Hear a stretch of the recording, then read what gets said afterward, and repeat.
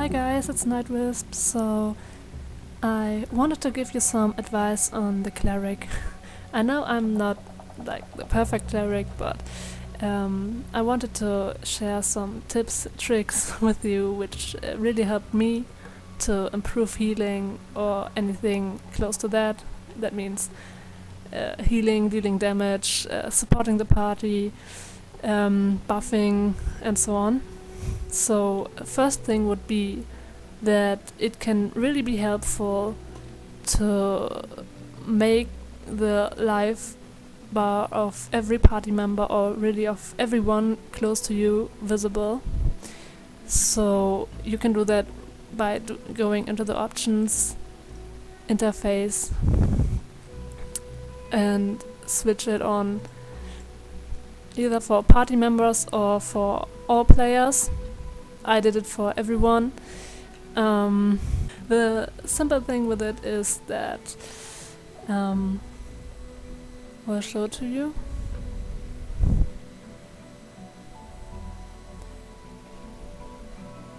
The thing about letting the game show you all the life bars of everyone close to you is that it can give you a way better overview about the life of your party. So, for example, no matter where I'm looking, I'm seeing his life bar. So if I would turn it off, I said if I would turn it off,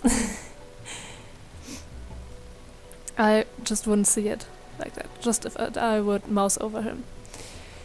That can really be a problem if you have just activated it the way that the life is just showing when you are mouse overing a party member or another player, because just think of a situation where someone in your party is dropping health really quickly and the party is spread all across the room, like fighting the two scorpions at Lost Mouth Sword or anything close to that. So in worst case, the whole party is shattered and you don't know where someone is standing, so you don't have to mouse over everyone. You can just like spin all around yourself and see who's at low health, because you will always see everyone's life bar. And that's really, really helpful. Next thing that I did, and which you might have noticed in my last videos, is that I had my party members listed up here, for the simple fact that I always have the life bars close to my vision. It's not something that everyone may like, because it's like blocking the whole view, but it can really help, because you don't have to look to this edge all the time to see the life of the party members.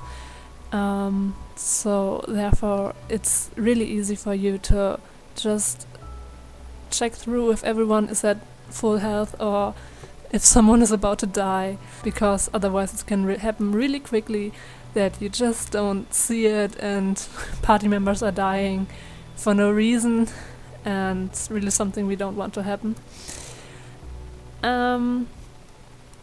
Another thing I did now was changing my companions. That's not something you have to do. I switched my main companion to the sellsword for the sheer reason that she gives 10% of the target's defense. So with the final strike of Wicked Strike, this just unlocks at rank 30, so you would have to bring her at least to epic quality. Keep that in mind if you think about buying one. She's really great. She's not dealing as much damage as my old Shadow Demon did, so damage wise I'm dealing a little less, but well, I may be a damage cleric, but I'm also a buff cleric, and I'm also caring for my party, even if it may not seem that way all the time. So I did it for the buffs, because those 10% off are really great. and you notice them, believe me, you will really notice them. But it's pretty expensive to get her to epic. It took me a pretty long time to get her to that. For that time she was sitting in my idle companion window, so until I had her to epic and later on to legendary. Another thing would be, if you're a new cleric, don't get misled by something some people might say. There are always people who say your healing is bad, or you are doing a bad job, or something like that. Just don't listen to them. Most people just don't understand that playing a cleric is more than just pressing a few buttons. You have to aim, you have to manage your divinity, and it's really not that easy as many people think, because compared to the healing Oathbound Paladin, we really have to do a lot, since Paladins are mostly healing automatically. They're still good. I'm not complaining about healing Paladins, but since most of their healings are auto attacks, it's not like they have to put that much effort into it. They have to put effort into it to get the healing at a really, really good level, but it's not that hard for them to heal at all. So that's the problem with the cleric problem. That you have to aim all of your attacks at your allies or at your foes, whichever way. That you always have to look at where is your party standing, how are they all doing, are you buffing enough, or are you healing enough? You can't just stand there and do nothing. That's impossible for a cleric. And that's also something you really have to learn. So it's not something that comes overnight. You have to play a lot, and you have to die a lot, and you have to maybe also get criticized a lot. I also get criticized a lot for playing my cleric the way I'm playing it, so I don't care. I can live with the way I'm playing my cleric, and most people can when I'm running dungeons. Most people can also live with my heals.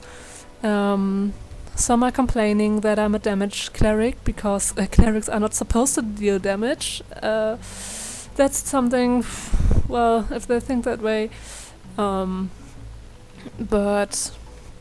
well, after all, just don't lose the fun of playing a cleric because some people decide to be an asshole.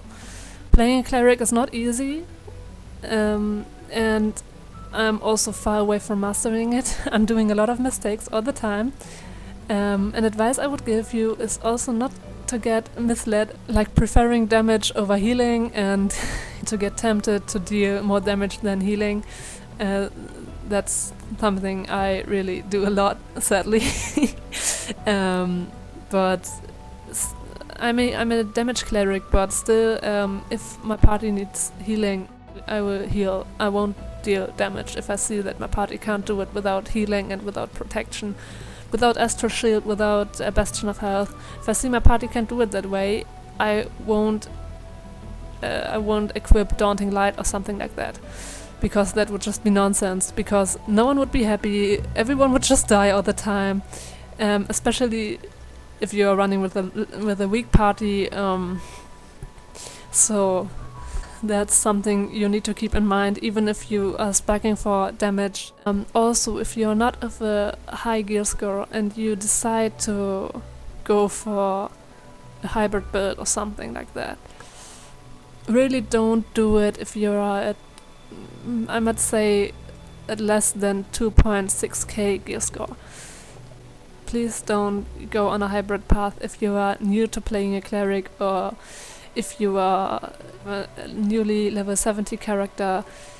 Don't play a hybrid cleric. It won't help you at all. At least I think it won't. I respect my cleric at around 2.5k gear score, I think. I was faithful cleric in the very beginning. At mod 3 or so, with mod 4 and 5 I went to Virtuous, cleric. And with mod 6, after some testings on the previous server, I went back to faithful, back to virtuous, back to faithful. I switched in between those two all the time, and in the end went to righteous just to test out if it would work. I had 5 points in Gift of Haste back then.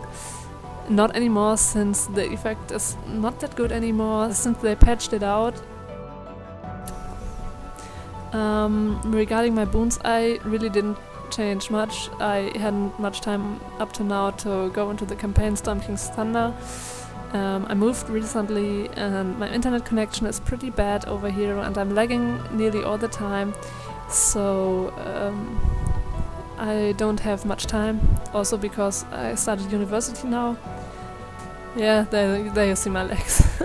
I started university now, and that's why I also don't have that much time right now, and why I didn't upload videos for a long time, and why I most likely won't upload videos regularly. So that's all I gotta say for now. I'm sorry for my bad English. I'm not a native speaker, as you may have noticed by now. So have a nice evening, a nice morning, whatsoever. Peace out.